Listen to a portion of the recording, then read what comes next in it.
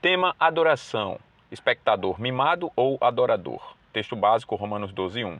Rogo-vos, pois, irmãos, pelas misericórdias de Deus, que apresenteis o vosso corpo por sacrifício vivo, santo e agradável a Deus, que é o vosso culto racional. Introdução. Adoração é um tema bastante usado pelo chamado mundo gospel.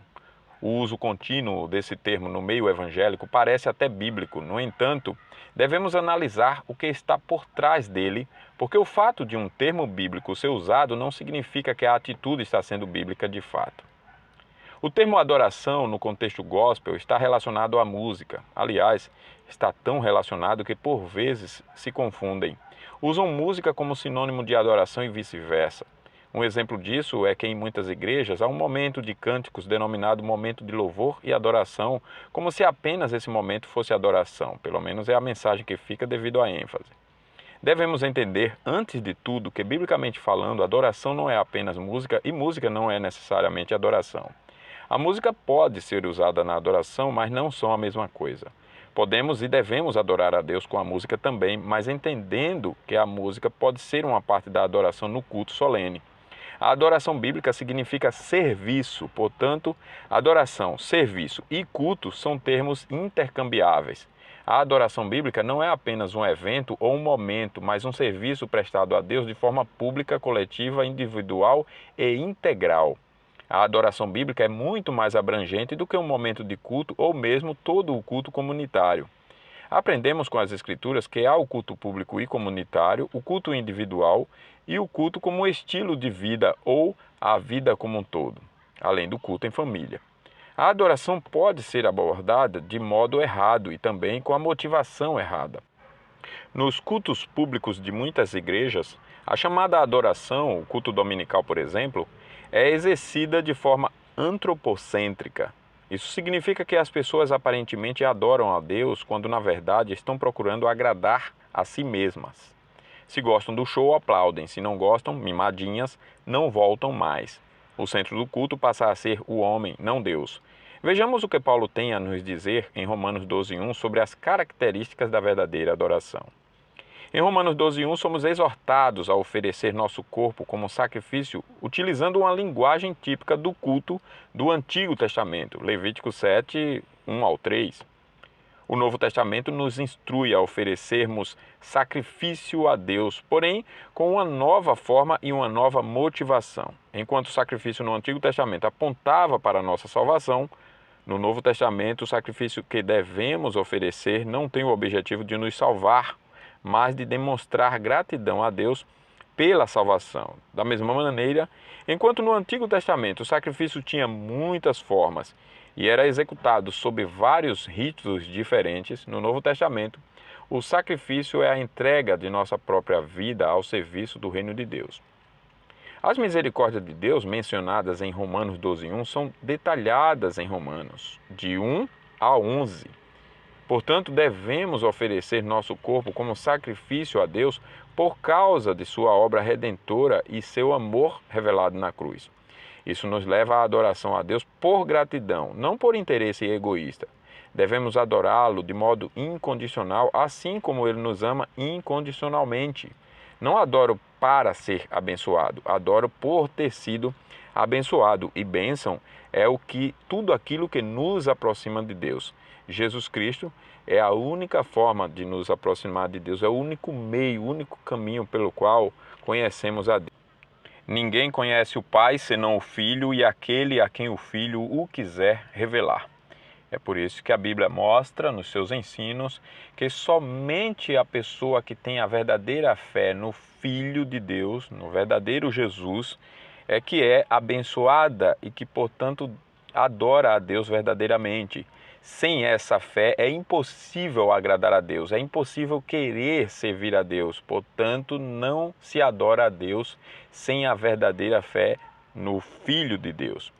Nesse caso, a adoração ligada a Deus é ligada por meio do Filho, é ligada a Deus o Filho.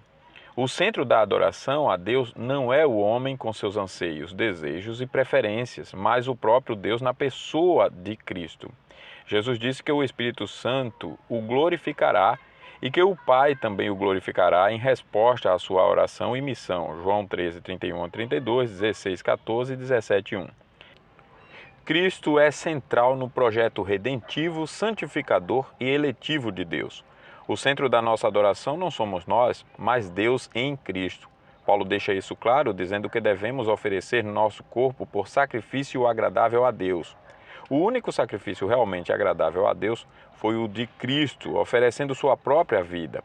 Assim, na nova aliança, oferecemos um sacrifício agradável a Deus quando o fazemos confiando que Ele irá aceitá-lo por causa de Cristo. Notemos que tudo isso está revelado na Bíblia, que é o nosso princípio regulador do culto. No culto só cabe o que as Escrituras ensinam. Paulo nos ensina ainda que a verdadeira adoração é holística, ou seja, é completa, integral, porque não se resume ao culto de domingo, muito menos a apenas um momento desse culto. A verdadeira adoração ou o verdadeiro sacrifício a Deus visa oferecer-lhe nosso corpo vivo. Vejamos o que Paulo quer dizer com isso. Quando Paulo nos exorta a oferecermos um sacrifício vivo a Deus, ele faz um contraste com os sacrifícios do Antigo Testamento que consistiam na apresentação de um animal morto para Deus. Em Cristo, sob a nova aliança, devemos oferecer nosso corpo não morto a Deus, mas vivo. Isso implica uma adoração dinâmica, pois essa é a mensagem que traz consigo a palavra vivo. Portanto, toda a dinâmica de vida deve ser uma adoração, um culto a Deus. Tudo o que fazemos, todas as nossas funções sociais, familiares e eclesiásticas devem ser uma forma de adoração e culto a Deus. Portanto, a adoração integral é viva. A adoração integral também é santa. Paulo nos diz que devemos oferecer nosso corpo por sacrifício santo a Deus. A partir da teologia do Pentateuco, que são os 5 primeiros livros da Bíblia, fica claro que Deus não aceita nada imundo, mas apenas coisas, atitudes ou pessoas santas. Porque Deus é santo, nós devemos ser santos também em toda a nossa maneira de viver. A razão é um dos aspectos, talvez o principal, da imagem de Deus em nós. Sua importância é tanta que Deus nos exorta a nos submetermos a Ele com entendimento, não como uma mula irracional, Salmo 32, 9. Por isso, Paulo diz que nosso sacrifício a Deus é um culto racional. A adoração é racional. Um culto racional a Deus não é desprovido de vontade e emoção. Muitos interpretam de forma errônea esse texto, asseverando que Deus não quer expressões emocionais em nossa adoração a Ele. A Bíblia, porém, não nos proíbe expressões emocionais na adoração, mesmo porque nossas emoções não são fruto da queda e fazem parte de nosso ser integral. É bem verdade que nossas emoções são afetadas por nossa natureza pecaminosa, mas a razão também o é. Nosso culto não deve ter como ponto central nossas emoções, nem mesmo a satisfação delas. Não vamos ao culto para nos sentirmos bem ou para sentirmos algo bom. Em seu comentário dessa passagem, Hendrickson lembra que é contínuo o debate sobre Logiken. A palavra nos lembra a lógica. Vários tradutores têm aceito razoável ou racional. Essas duas palavras, razoável ou racional, em lugar de lógica.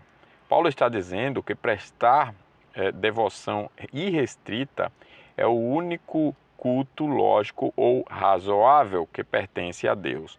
A misericórdia divina exige uma resposta lógica, voluntária e entusiástica que envolve todo o nosso ser. Isso significa que devemos adorar a Deus porque nos amou primeiro e demonstrou sua misericórdia na cruz de Cristo.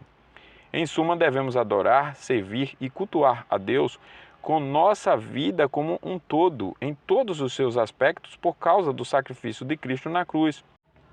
Por isso, o culto cristão é centrado na cruz e dela não pode escapar. Essa é a lógica de nosso culto. Não adoramos para alcançar algo que chamamos de bênçãos, por exemplo.